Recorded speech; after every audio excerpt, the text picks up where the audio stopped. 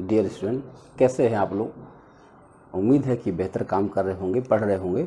अभी तक हम लोग एनसीईआरटी पर काम कर रहे हैं और एनसीईआरटी पर लेसन 9 कंप्लीट होने जा रहा है और लेसन 9.3 तक हमने बात कर लिया है। अब लेसन 9.4 करते हैं, फिर ये चैप्टर क्लोज हो जाएगा। उसके बाद लेसन 10 शुरू होगा। लेसन 10 और ज़्यादा इम्पॉर्टेंट है, वो क्षेत्र मिति यानी मेंसुरेशन से रिलेटेड है। तो आइए इसको पहले फिनिश करते हैं। एक्सरसाइज 9.4।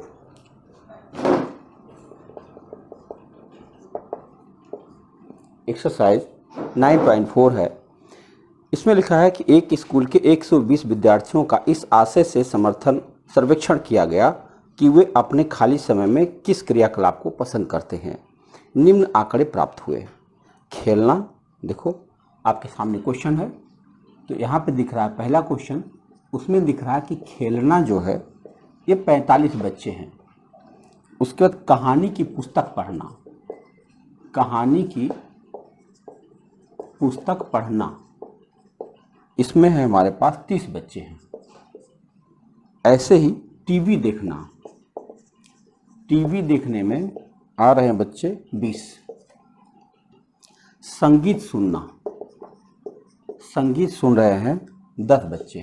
और पेंटिंग कर रहे हैं, पेंटिंग मैं दोबारा इसलिए लिख दे रहा हूँ कि आपको तो क्वेश्चन दिख ही रहा होगा, एक बार फिर से देख लीजिए। सवाल यह है कि एक इकाई लंबाई बराबर 5 विद्यार्थी के पैमाने लेकर एक दंड आरेख बनाइए। खेलने के अतिरिक्त कौन सा क्रियाकलाप विद्यार्थियों को ज़्यादा पसंद है। तो चलो पहले एक ग्राफ बना लेते हैं। अगर हम एक ग्राफ ऐसे बनाएं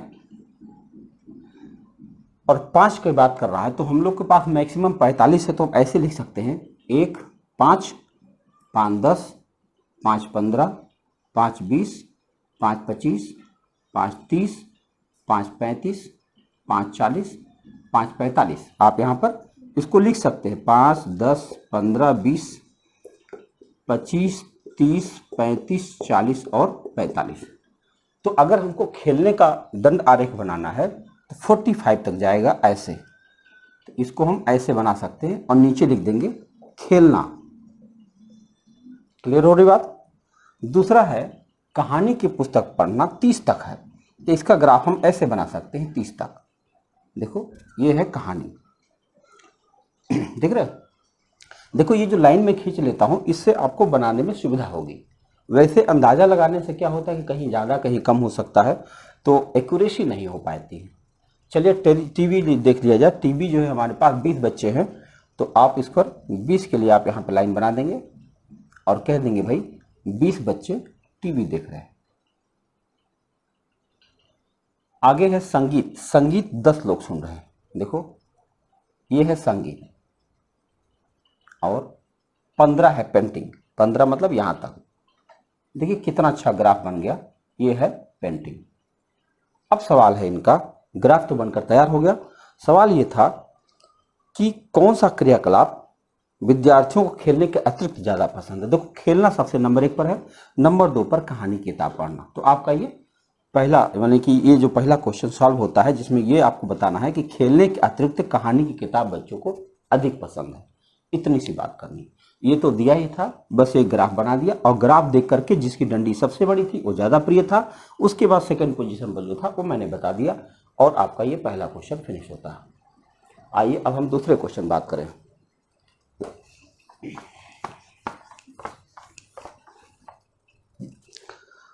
दूसरा क्वेश्चन है कि 6 क्रमागत दिनों में किसी दुकानदार द्वारा बेची गई गणित की पुस्तकों की संख्या नीचे दी गई है।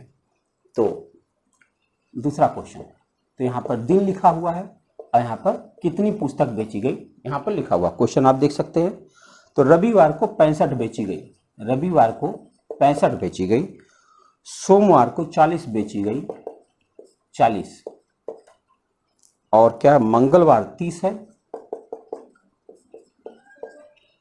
और बुधवार 50 है, 50 है। बृहस्पतिवार 20 है, शुक्रवार 70 है, 70 है।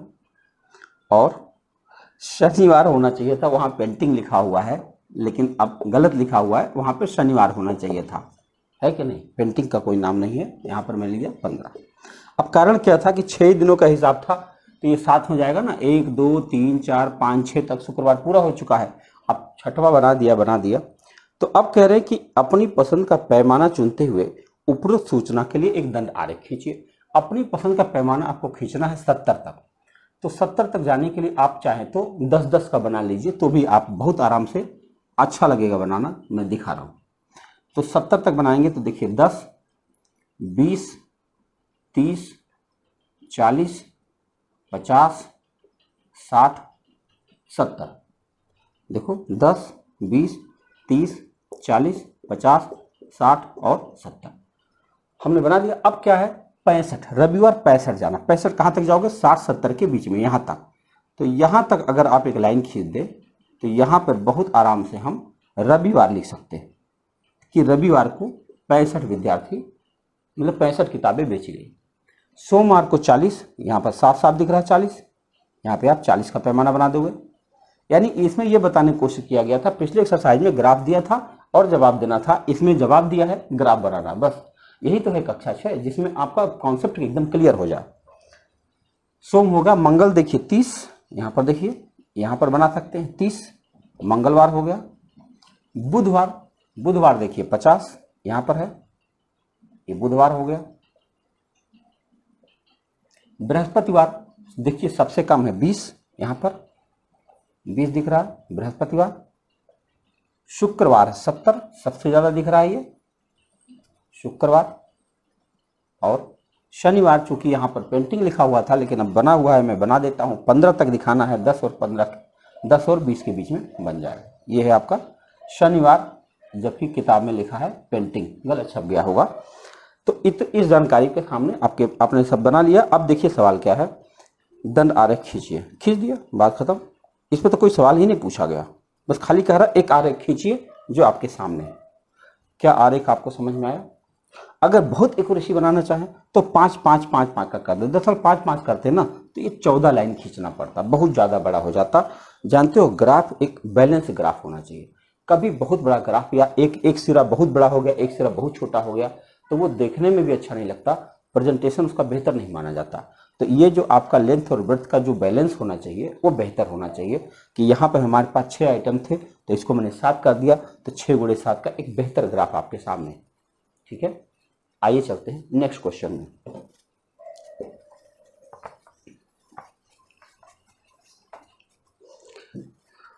तीसरा क्वेश्चन दिया गया है कि वर्ष 1998 से 2002 के बीच एक फैक्ट्री द्वारा निर्मित साइकिलों की संख्या निम्नलिखित सारणी में दी गई है। आइए देखते हैं तीसरा क्वेश्चन। साइकिलों की संख्या 1998 में लिखा है 800, 1999 इसमें लिखा हुआ है 600, 2000 में लिखा है 900, 2001 में लिखा है 1100 और 2002 में लिखा है 1200। क्वेश्चन है कि इन आंकड़ों को एक दंड आरेख द्वारा प्रदर्शित कीजिए, अपनी पसंद का पैमाना चुनिए। देखिए हम देखेंगे तो 1 2 3 4 5 वर्षों के बारे में बात की गई है, 5 वर्षों का, और ये 1200 तक का हिसाब है। तो 1200 का मतलब अगर हम 200 का बना दें तो देखिए 6 लाइन खींचनी पड़ेगी। देखो 200, 400, 600, 800, 1000, 1200। मैं लिख दे रहा हूँ 200, 400, 600, 800, 1000 और 1200। यानी अब हम यहाँ लिख सकते हैं 1 यूनिट का मतलब 200 इकाई। अब यहाँ पे हमारे पास 5 आइटम रहेगा तो एक बैलेंस चित्र आपके सामने रहेगा। जैसे 1998 में 800 है, हम आराम से इसको यहाँ तक खींचते हैं और यहाँ नीचे लिख देंगे 1998। 1999 में 600 है, हम आराम से यहाँ तक खींचेंगे और यहाँ पर लिख देंगे 1999। 2000 में 900 है, देखो 900 कहाँ मिलेगा, 800 और 1000 के बीच में मिलेगा यहाँ पर। यहाँ तक अगर हम लाइन खींच दें तो ये हमारा बन जाएगा 2000, जिसको आप 900 कह सकते हैं, दिखाई पड़ रहा। 2001 में 1100 है, कहाँ मिलेगा, 1000 के ऊपर और 1200 के बीच में, यहाँ तक देख रहे हैं। ये है आपका 2001। और 2002 में 1200 है, पूरा यहाँ से यहाँ तक जाएगा और एक बैलेंस चित्र आपके सामने है 2002।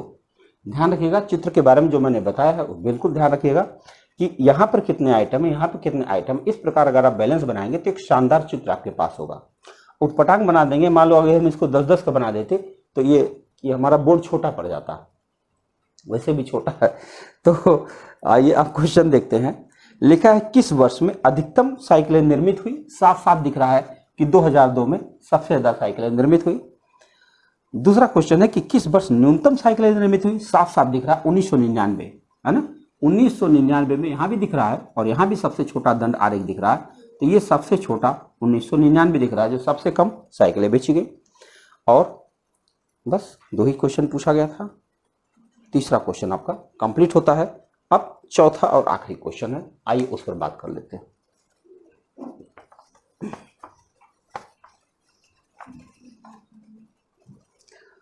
चौथा क्वेश्चन है कि किसी नगर के व्यक्तियों की संख्या विभिन्न आयु समूहों के नीचे सारणी में दी गई है और उस पर आधारित सवाल देना है। देखो यहां पे लिखा है, चौथा है आयु समूह और यहां पर लिखा है संख्या, व्यक्तियों की संख्या। तो लाइन बनी हुई है, 1 से 14 साल तक 2 लाख व्यक्ति है, लाइन खींच दिया। फिर 15 से 29 लिखा है, इसमें लिखा है 1,60,000, 1,60,000। फिर लिखा है 30 से 44, 30 से 44 साल तक दिया गया है 1,20,000, 20,000। फिर लिखा है 45 से 59, 45 से 59 दिया हुआ है 1,20,000, ये भी वही उतना है 1,20,000। फिर दिया है 60 से 74, देखो ये रेखा बढ़ती जा रही है, 60 से 74, इसमें दिख रहा 80,000। और आखिरी लाइन है 75 और उससे ऊपर, 75 और उससे ऊपर। तो यहां पे जाएंगे तो इसमें दिया हुआ है 40,000, ये जानकारी दी गई है। अब सवाल है कि इन आंकड़ों को एक दंड आरेख द्वारा निरूपित करिए। एक इकाई मतलब 1000। अच्छा बताओ 1000 की बात करें तो आइए देखते हैं कैसे बना सकते हैं एक दंड आरेख बनाना। 1000 की जगह पे अगर ये 2 लाख तक जा रहा ना तो 1000, क्योंकि 2 लाख का मतलब होता है 200,000, ज्यादा हो जाएगा ना। एक इकाई का मतलब 20,000 बना दीजिए, देखो तो जल्दी हो सकता है। एक इकाई का मतलब 20,000, कैसे देखो ये 20,000, ये 40,000, ये 60,000, ये 80,000, 1 लाख, 1,20,000, 1,40,000, 1,60,000, 1,80,000 और 2 लाख। देख रहे हैं? तो हम ऐसे लिख सकते हैं, इसको लिख सकते हैं 20,000, ये 40,000, 60,000, 80,000, सबके साथ 1000 है।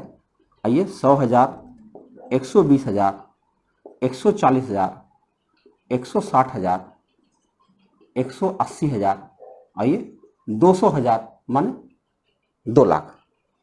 अब चलिए देखते हैं क्या है, चलो दिखाते हैं। 1 से 14 200,000 तक यानी 2 लाख तक है, तो हम यहां से ऐसे लाइन खींच सकते हैं यहां तक पूरा, और यहां लिख देंगे 2 लाख। हो गया कि नहीं भाई, 200,000 तक है, हम यहां लिख देते हैं, 1000 में दिए गए हैं आंकड़े, तो 200,000 माने 2 लाख होता है। तो आपका 1 से 14 यहां पर न लिखकर 1 से 14 लिख दें बस। ऐसे ही 15 से 29 तक है 1,60,000, कहां मिलेगा, इस जगह पे देखो, बहुत साफ साफ चित्र आपको दिख रहा है। यहां पे आप इसको क्या लिख देंगे, 15 से 29, फिर 30 से 44 है 1,20,000, साफ साफ यहां पर दिख रहा है, ये रहा। तो यहां पे हम लोग लिख सकते हैं 30 से 44। आइए 45 से 59, ये भी 1,20,000, यहां लिख देता हूं, ये भी 45 से 59 है।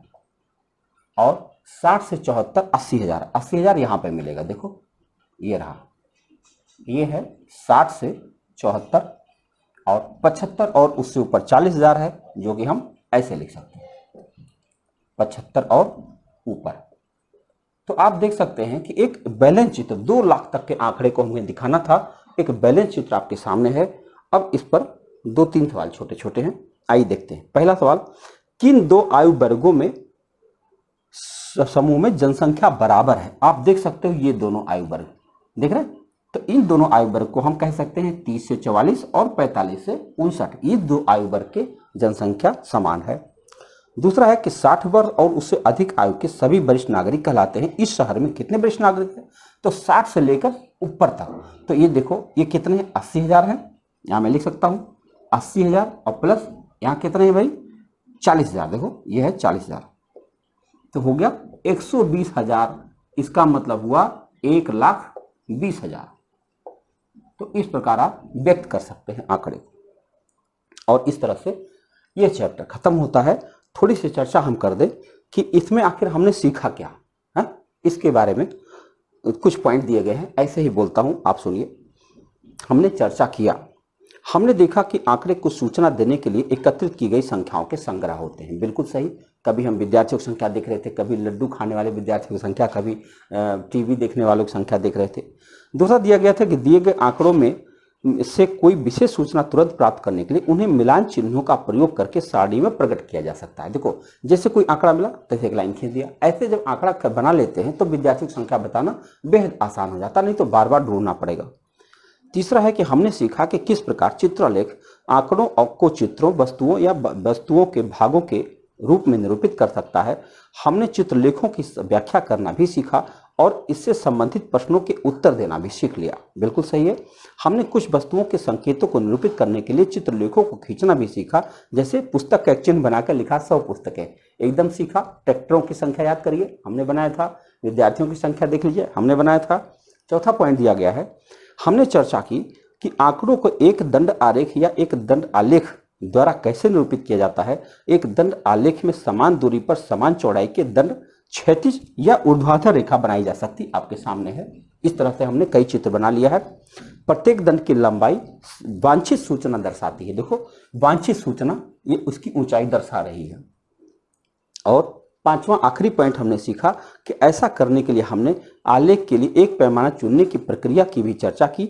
उदाहरणार्थ, एक इकाई माने 100 विद्यार्थी। हमने दंड आलेखों को पढ़ने का अभ्यास भी किया है, हमने इसकी व्याख्या भी करना सीखा है। तो विद्यार्थियों, ये आपका लेसन 9 फिनिश होता है।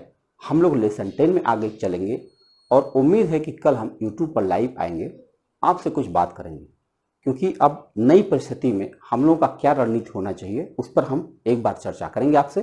तब तक के लिए धन्यवाद।